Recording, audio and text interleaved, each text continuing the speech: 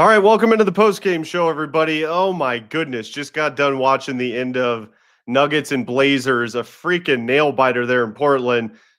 Jeremy Grant accidentally banks in the free throw at the end there that he was trying to miss.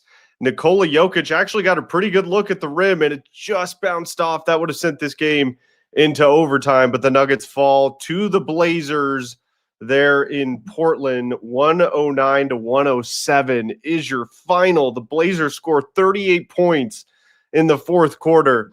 Lots to get into here on the post-game show. As always, feel free to leave your comments, and I will get to those throughout the show and get to as many as I can.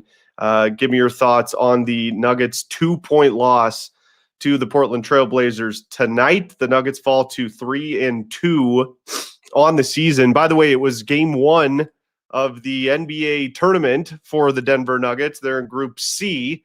I've got some thoughts on the in-season tournament that the NBA does that I want to get into here in a little bit. But my goodness, what a heartbreaking loss there for the Nuggets. I mean, they had a 10-point lead going into the fourth quarter. They were up 81-71 and then give up 38 points there in the fourth. You know, I actually thought the Nuggets' defensive effort was pretty good tonight until the fourth quarter.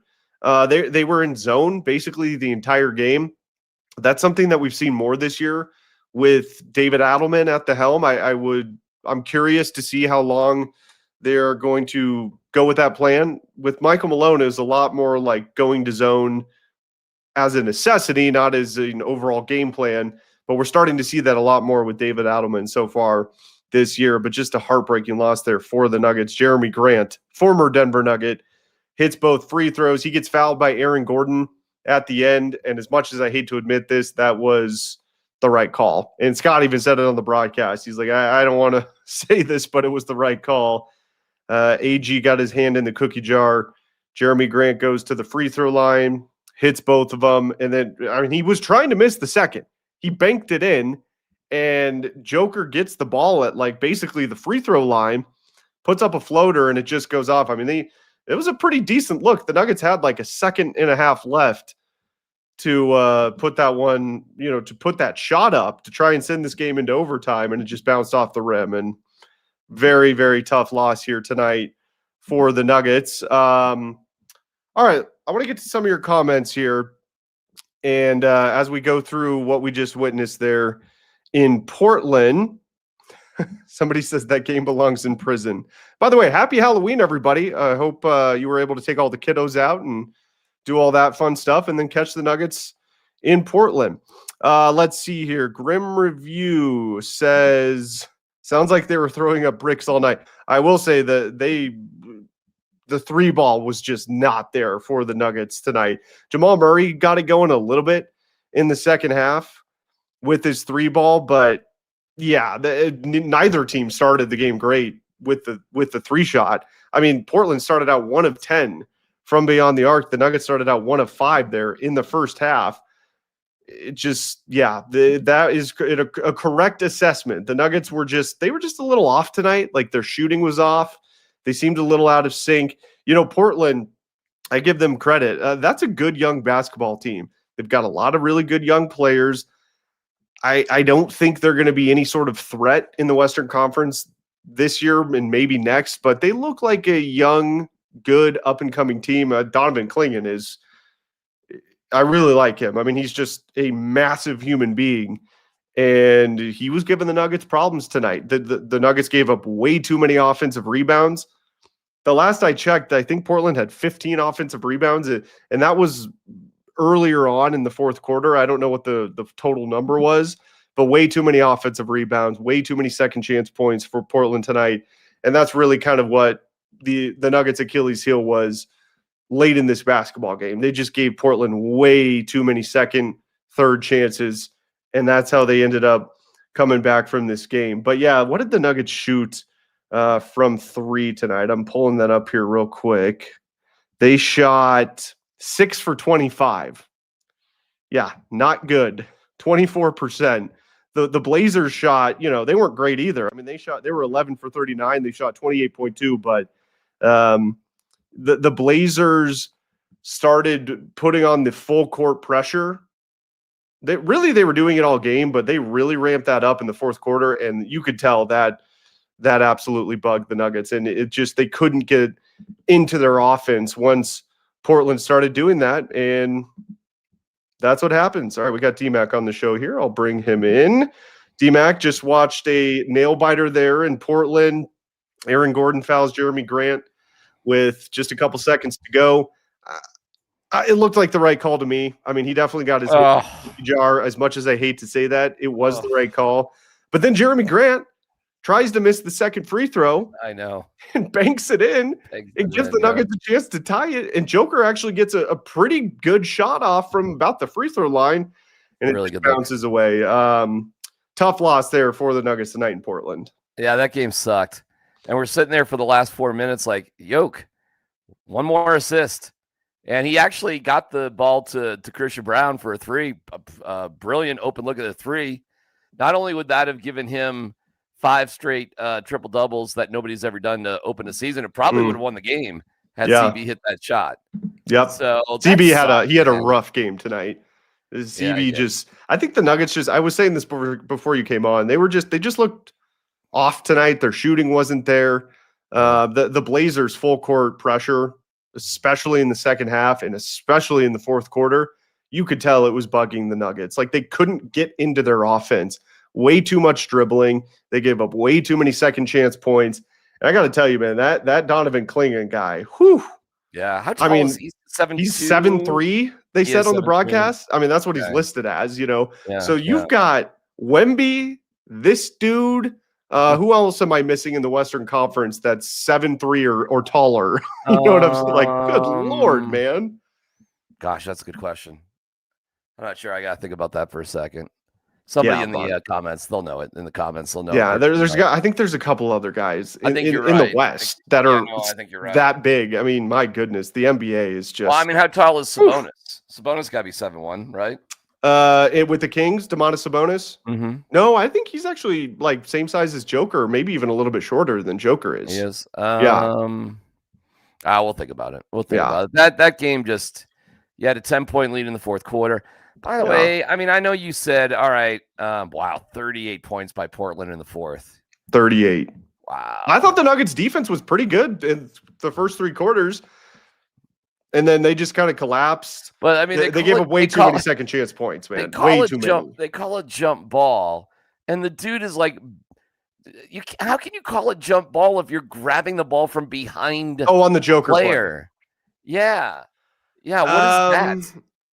That's a good question. I mean, I don't know the specific rule, but I don't know. It looked like it was a legit call to me. Like, but there were 2 guys there. You know, it wasn't just the guy behind Joker. They had 2 guys that were basically wrapping him up there. Yeah, man, that was a tough one. That's a game the Nuggets should have won. I hate this game. There was a 17-minute delay. Oh my goodness! They can't figure out the clock, and Marlowe and Hastings are holding hands singing Neil Diamond. I'll tell you this: they did a good job, man, in those 17 minutes. They really did. So shout out to Scotty and Chris Marlowe because they were. You had thrown in the text thread. They were at least entertaining you, so that was cool to see. And then Scott's making fun of Marlowe's watch, saying he's got the Mickey Mouse hands. Well, Marlowe goes, "It's a present from my wife," and Hastings goes, "Well, it's funny to see what directions those Mickey Mouse hands go." And I mean, it's like, all right, that's a good one. But I mean, you know, that was like an energy drain too. And Portland did end up, you know, outscoring the Nuggets in the second quarter. So that I don't know. This game just sucked. Everything about it sucked. Yeah. Blowing the lead sucked. Jokic not getting the triple double sucked. I don't know. I know what you're saying about the foul to AG. That feels. Golly, man, that feels awful ticky-tack to me. Well, especially at that point in the game, because they were letting some, you know, 50-50 calls go late in the game. I mean, there were a bunch of things that just didn't go the Nuggets' way tonight. There was that play, I don't think it was in the fourth quarter. It might have been in the third, where AG has the ball, and he's like almost going out of bounds, and he's almost getting pushed out of bounds, and then he tries to throw it off the dude. It's a turnover. It's like, how is that allowed? You know what I'm saying? So they were letting that stuff go, but then calling the ticky-tack stuff on the Nuggets late in the game. Like, that's what bugs me about the NBA sometimes is these Yeah. ticky-tack calls in close games late in the fourth quarter. Just let the teams decide who's going to win the game. And the thing that kills me the most out of everything, this was a cup game, man. Like this game. Are you being serious? This game mattered. This game was important. This is gonna kill them in Group C. You know how stupid I think the in-season tournament is, right? Have we talked about this? By the way, what's going on in that stadium? There's like a haze. It's dark.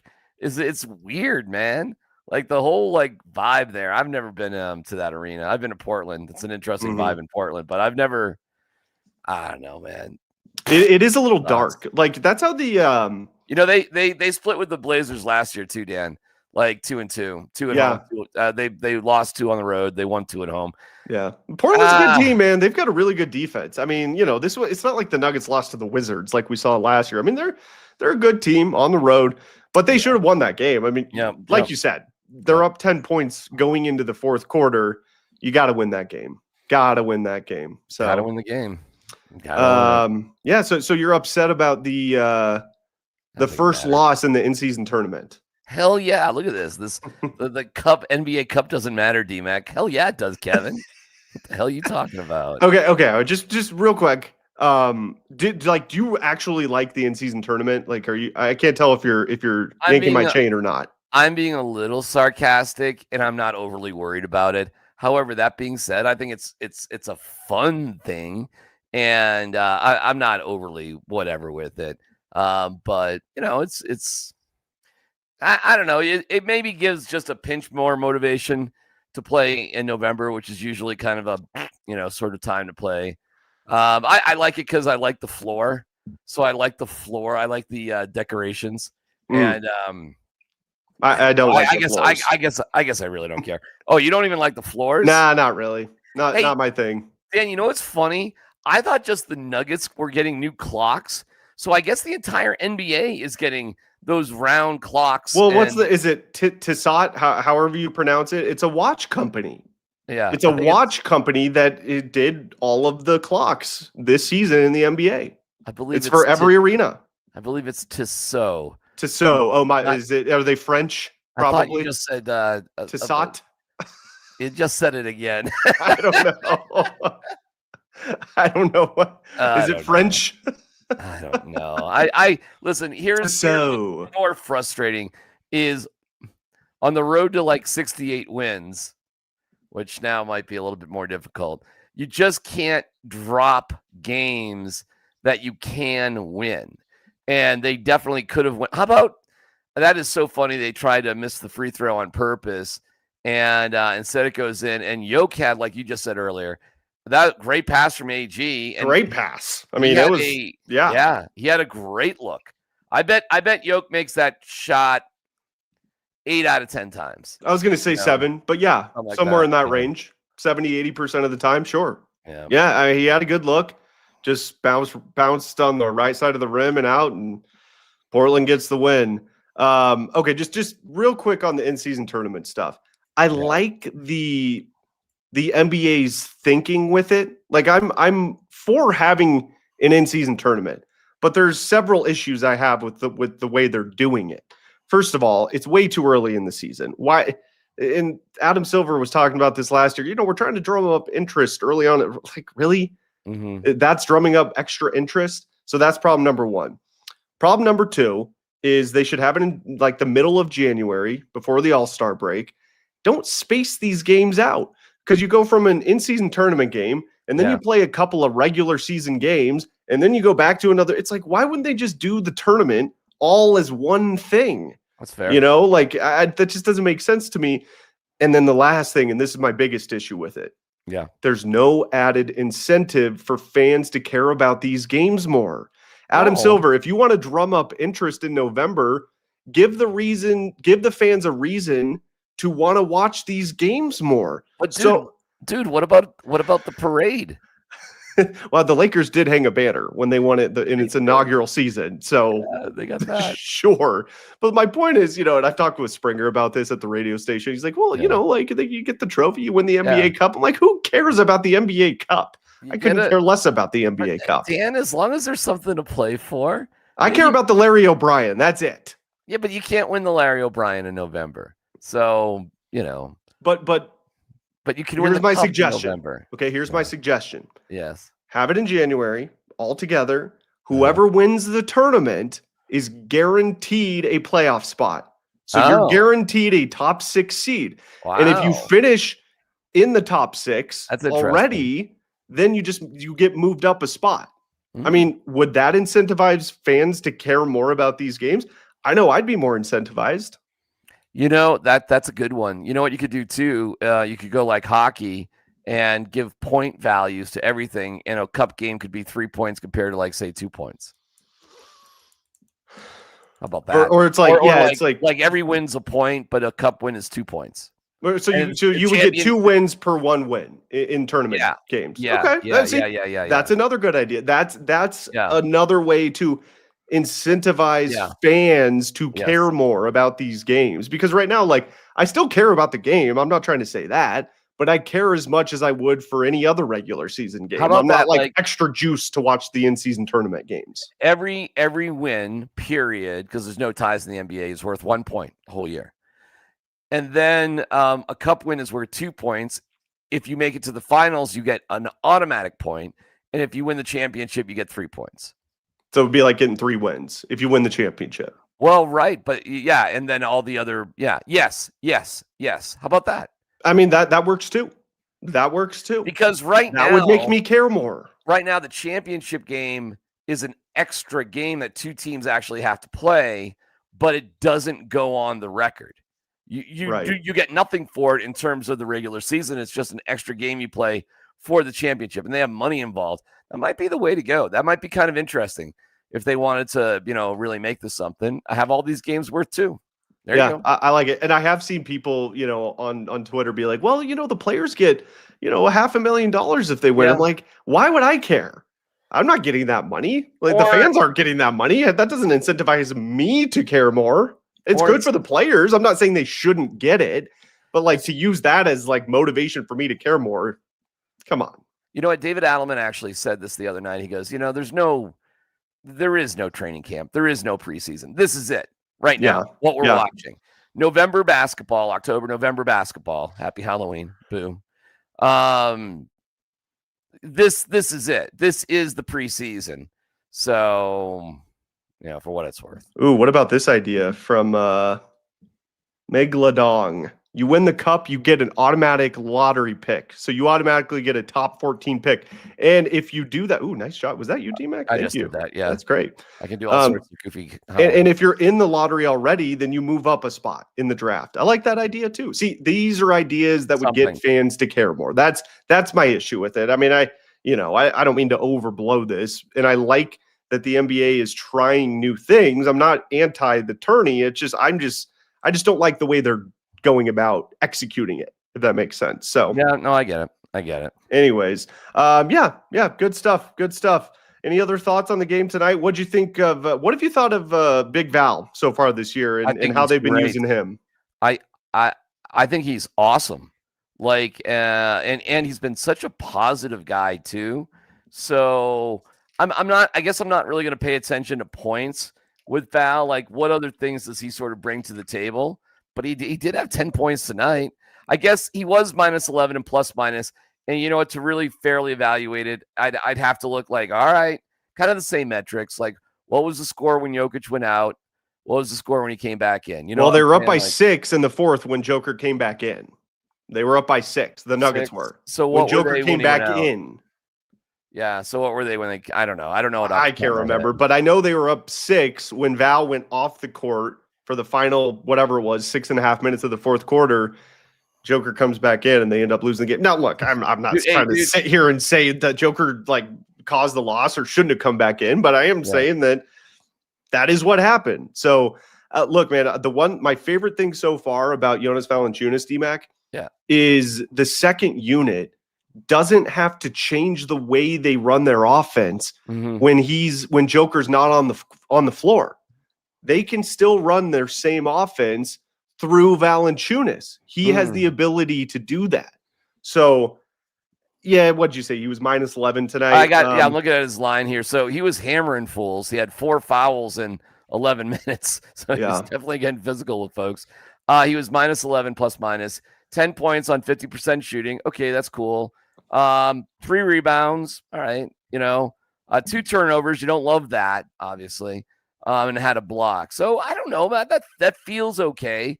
Made a couple of free throws too. I think that's the most points he's scored this year. It is. In out of the 5 games. So he was productive there. What would Yoke do? Yoke was really efficient today, huh? He's just been efficient all year. Yeah, he was. Oh man, it just sucks. He couldn't get that one. I know. He would have set the record. I thought. I'll give you the guy. Cam Johnson came out with a big block at the end. I thought you could feel Cam Johnson a little bit tonight. He's starting to get a little momentum. I was saying. Bit. I think we were talking about the other night. With these new guys, I'm trying to give them, Adelman said 10 games. I said 20, but I'll trust Adelman's evaluation over mine any day. He said 10 games to let these guys get acclimated. And Cam talked about over the offseason that it takes a little bit of time to learn how to play with Nikola Jokic because passes are coming his way when he's not used to passes coming his way, but with the way that Nikola Jokic sees the floor and the way he can just the court mapping in his brain is so elite that I do think it takes time for some of these guys to get going. Now, luckily for the Nuggets, Bruce Brown already has that experience playing with Joker. But my goodness, has Tim Hardaway needed any acclimation period with Nikola Jokic or this Nuggets offense and how they run things? I mean, that dude has been lights out for this team. And I think he's been there. Him and Peyton Watson. I mean, those are the 2 guys, DMAC, that have been the first 2 subs in for, I believe, every game so far this year. And I think they have both played fantastic. Peyton Watson, who didn't get the rookie extension like Christian Brown did right before the season, that dude is playing his way into a big payday coming up next offseason. I think Peyton Watson has been awesome this year so far for the Nuggets. So it's good to see because if he can get things going off the bench with all of the guys they brought in, that just makes that bench unit even more lethal. So it's been good to see the bench unit really have a nice turnaround compared to what we saw in the last couple of years. I saw too a cool moment where Yoke is kind of like coaching. I mean, he does a lot of coaching out there, period. But he was like kind of coaching Cam Johnson. Yes. It was when they were talking about, Scott said it on the broadcast. They were talking about like how can we deal with that full court pressure that Portland was employing on them. And that was great to see, man. I saw that too. And I love that stuff from Joker. And it was just like, there was a foul. It wasn't like on the bench. I mean, it was just right there on the court and he's coaching them up. It was cool to see. Yeah, I like that too, because again, this is what you do. These are the developmental games. To me, I was like, oh, this is going to be a good one. This is going to be a good learning experience. You gave up a lead, but you hung in there. You won in the end. Like, this is good. This is good. Like, this is one of those games. And I mean, it was, and then they lost. So yeah. You're right. The preseason in the NBA is a joke. And Bill Belichick used to say this about the NFL. The first 4 weeks of the season is just an extension of the preseason. So you're really not seeing real football until early October. So that's kind of, I think, what we're going to see here for the next couple of weeks in the NBA and with the Nuggets. But yeah, man. So you had 68 wins as a possibility. Well, I don't know, man. I'm not trying to dog you. I'm just saying, like, I think the Nuggets have a legit chance to get to 60 for sure. But my God, the West is just so freaking loaded, man. I mean, it is ridiculous. Right. And it's been that way for 2 decades, by the way. 68 wins, more or less. I mean, it's not exact math, but, it's... I think they can get to 60. Is this a 17-3 team in 20 game spurts? Could they be? And I thought they could be, but good question. You can't lose games like tonight and expect to like be 17-3 in a spurt like that. So I mean, the Thunder are 6-0. The Spurs are still undefeated. They're 5-0. Yeah. Golden State's 4-2. Portland's 4-2. Lakers are 4-2. Have you seen what Luka's been doing so far this year? He's averaging like 40 points a game. It's annoying. Houston is gonna be good. Like, I know. Yeah. But we get to see Russell Westbrook on Monday. Yeah, how you feeling about that? Well, you should. Well, you have a homestand finally. Like this has been a very weird start to the season, and now you get to settle at home for Monday, Sacramento, Wednesday, Miami, Friday, Golden State, and then Saturday, Indiana. That's pretty cool. Those are all really cool teams to be playing against, and all very winnable games too. Yeah, at home. yeah, for sure. So we'll see. So we'll settle in because this was road, home, road, home, road, home, road, and now we're at home there for a little bit. So I'm looking forward to next week. I think what we just went through for a 3-2 rec, we just had our preseason. So I guess if we've gone through our preseason, we've seen certain rotations. You've been through kind of an interesting variety of types of games. Mm-hmm. Okay, I think you have a better sense of who you've got here and what's going on. And your 2 losses, look at your 2 losses. You know, it's Steph Curry hitting logo threes, and it's the Blazers. I'm getting some calls, and in a game that the Nuggets should have won. So the Nuggets could easily be 5-0, Dan. Easily. Oh, easily. But hey, like I said, I give the Blazers credit for the comeback in the fourth quarter. I mean, you're right. There were some calls that didn't go the Nuggets' way, but the one at the end I thought was legit. I thought the jump ball with Joker was the right call. But yeah, man, it's just that full court pressure. I mean, that's something where like I trust Adelman they'll have that figured out on Monday because you know that's what teams are going to do now against Denver, DMAC.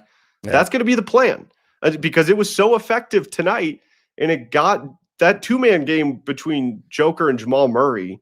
They couldn't get into it because they were pressuring Jamal, bringing the ball up the floor the entire second half.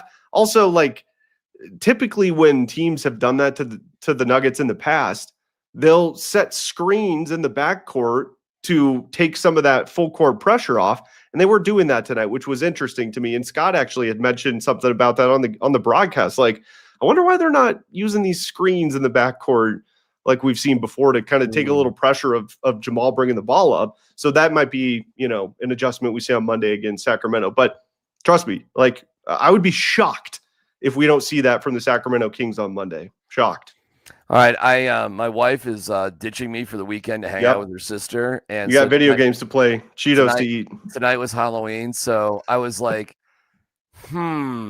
do I sit by the door or do I watch the World Series? Because the Nuggets game really hadn't started yet. So I guess I could have, and tell me if I'm a bad person here, Dan. I took the bowl of prearranged healthy snacks that my wife put together, and I just stuck them on a little table outside, and I put a sign that said, "Please take one." And then I just went inside and watched the game. Hey, I mean, at least you thought to put it out there. I did put it out there. And then that's fine. It was like 8:00. I'm like, well, only like teenagers and bad apples are trick-or-treating after 8:00, right? So I went back out there and it was empty. And I sent a picture to my wife and I'm like, honey, this was amazing. What a night. And is that bad? No, you put candy out. Like you did your job. Yeah. Okay. Yeah, you did your job. I took the bowl of stuff that she arranged and I stuck it outside on a bench. That's fine. Okay. You did the job. Then I took the little sign, like, please take one. And I ripped it into shreds. So she went fine. And on that note, I'll be at Rally House from 2 to 4. I'm doing a digital preview for the Buffs and the Arizona Wildcats. Nice. Yeah, you're going to the game tomorrow, right? And I'm gonna go to the game and cover the game. I've never really sat in front of Prime, all that sort of stuff. So, are you gonna ask him a question? Yeah, I mean, why do awesome. it? I mean, if I'm allowed to, I don't know how that all works. If you could ask Deion Sanders one question, what would it be?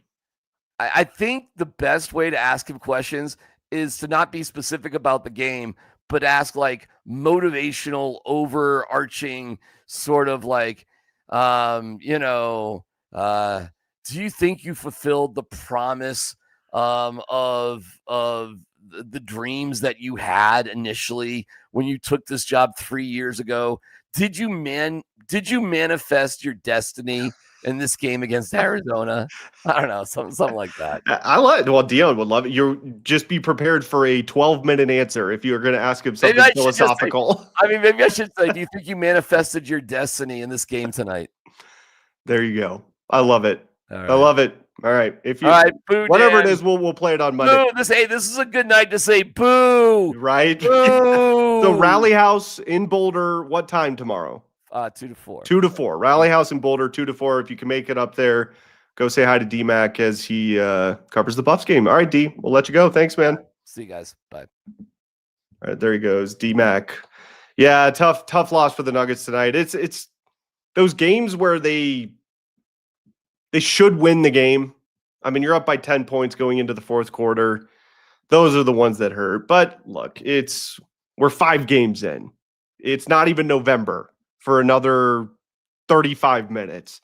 So this one will sting for the next couple days. The Nuggets don't play till Monday, so they'll be at home against Russell Westbrook and the Sacramento Kings coming up on Monday. But like D-Mac said, good chance for the Nuggets to string some wins along here. They've got 4 home games in a row coming up, and then they don't have a back-to-back until Friday and Saturday. So there will be, game, day off, game, day off, game, day off. This is a really good chance for the Nuggets to get things ramped up and go on a little bit of a win streak here. All right. Any other comments I must have missed here? Let's see. Travis says the NBA is clearly rigged. How do you hug Joker with no foul? Called a jump ball. Well, like that, I get what you're saying, Travis. I do. But that was a weird one because there was also a guy in front of Nikola Jokic that was also grabbing the ball. So maybe that's what the refs saw. I mean, I don't know. It'll be fascinating to see the 2-minute report come out tomorrow because there were several calls tonight that were just weird in how they were described by the referees. And also, I will say, I'm a big fan of David Adelman. I think what he's doing for this team on the offensive end is great. Jamal Murray has called him an offensive genius several times. He did it last year and he did it early on this year. But there were a couple of moments that I thought he could have challenged some of those ticky-tack fouls that were called on the Nuggets in the second half, and he chose not to. And then he ends up challenging a play late in the game, and they lose that challenge on a challenge I didn't think they were going to win.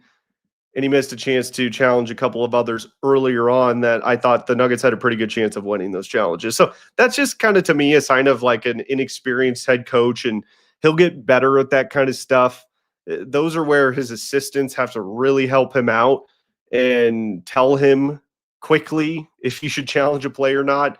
That is something that Michael Malone was, at least so far, I know it's early, but Michael Malone had that dialed in as far as like when to challenge, when not to challenge, all that kind of stuff. Malone was pretty, I don't know what his exact percentage was on the challenges he won, but it seemed like he won a fair majority of his challenges in his time with the Denver Nuggets. So that's just going to be something that David Adelman's going to have to get experience with and get dialed in, because sometimes like tonight it can cost this team a win like we saw tonight. So tough one tonight for the Nuggets. Like I said, they'll be back on Monday night here at Ball Arena to play the Sacramento Kings. Return of Russell Westbrook. It'll be interesting to see Russ back here. I'm curious to hear the crowd's reaction on Monday to Russ. I don't think he's like going to get booed or anything like that. Russ had just like he had an okay stint here with the Nuggets. Like, it was just a roller coaster. I know we talked about that a lot last season. But he was good, I would say, like, he was just good. And then he was really bad in moments too, but then he could be really, really good for this team. Russ is he's a wild card. And I do think the Nuggets are better suited without him, just as far as they're much more balanced and even keel. And I'm just talking basketball wise, like play on the court. They're much more sort of level-headed without Russell Westbrook out there. And you could tell that Jamal Murray had moments of frustration playing with Russ last year, and there was all sorts of stuff going on like that. So I'll be curious to see what the fans' reaction is with Russell Westbrook. All right, that's going to do it for the post-game show tonight, everybody. Again, the Nuggets fall to the Blazers 109-107. They get outscored what was it, by 12 points, 38-26 in the fourth quarter, and fall to 3-2 on the season. We'll be back on Monday for reaction to Nuggets and Kings. We will talk to you then.